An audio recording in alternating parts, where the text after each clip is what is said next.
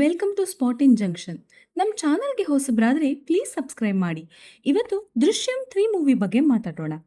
ಇದು ಜೀತು ಜೋಸೆಫ್ ಅವರ ಡೈರೆಕ್ಷನಲ್ ಬಂದಿರೋ ಸಿನಿಮಾ. ದೃಶ್ಯಂ 1 ಹಾಗೂ 2 ಸೂಪರ್ ಹಿಟ್ ಆಗಿದೆ. ಅದನ್ನು ಆಲ್ರೆಡಿ ನೀವು ನೋಡಿರ್ತೀರಾ. ಈಗ ದೃಶ್ಯಂ 3 ಸರದಿ. ಇನ್ನು ಕತೆಗೆ ಬರಬೇಕಂದ್ರೆ ಕಥಾನಾಯಕ ಜಾರ್ಜ್ ಕುಟ್ಟಿ. ಅವನು ಪ್ರೊಡ್ಯೂಸ್ ಮಾಡಿರೋ ಸಿನಿಮಾ ಈಗ ಸೂಪರ್ ಹಿಟ್ ಕೂಡ ಆಗಿದೆ. ಆದರೆ ಅವನಿಗೆ ಖುಷಿಯಾಗಿರೋಕೆ ಹಳೆ ನೆನಪುಗಳು ಬಿಡಲ್ಲ. ಆ ಕೊಲೆ ಗಿಲ್ಟ್ ಅವನಿಗೆ ಕಾಡ್ತಾ ಇರುತ್ತೆ. ಯಾವಾಗ ತೊಂದರೆ ಆಗುತ್ತೋ ಅನ್ನೋ ಭಯದಲ್ಲೇ ಇರ್ತಾನೆ. ಹಾಗೆ ಅವನ ದೊಡ್ಡ ಮಗಳ ಮದುವೆ ಮಾಡೋ ಯೋಚನೆಯಲ್ಲಿರ್ತಾನೆ. ಕೇಸ್ ಕೂಡ ರಿಓಪನ್ ಆಗುತ್ತೆ. ಕೇಸ್ ಹೇಗೆ ರಿಓಪನ್ ಆಗುತ್ತೆ, ಜಾರ್ಜ್ ಕುಟ್ಟಿ ಹೇಗೆ ಮ್ಯಾನೇಜ್ ಮಾಡ್ತಾನೆ ಗೊತ್ತಾಗಬೇಕಾದ್ರೆ ಮೂವಿ ನೋಡಿ. ಕೆಲವೊಂದು ಟ್ವಿಸ್ಟ್ನ ಮೂವಿ ನೋಡಿನೇ ಎಕ್ಸ್ಪೀರಿಯನ್ಸ್ ಮಾಡಬೇಕು. ಅದಕ್ಕೆ ಏನನ್ನೂ ಹೇಳ್ತಿಲ್ಲ.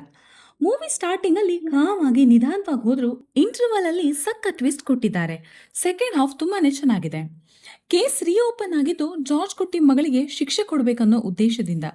ಈಗ ಜಾರ್ಜ್ ಕುಟ್ಟಿ ಈ ಸಮಸ್ಯೆಯಿಂದ ಹೇಗೆ ಹೊರಗೆ ಬರ್ತಾನೆ, ಮಗಳನ್ನ ಹೇಗೆ ಕಾಪಾಡ್ತಾನೆ ಅಂತ ಮೂವಿ ನೋಡಿ.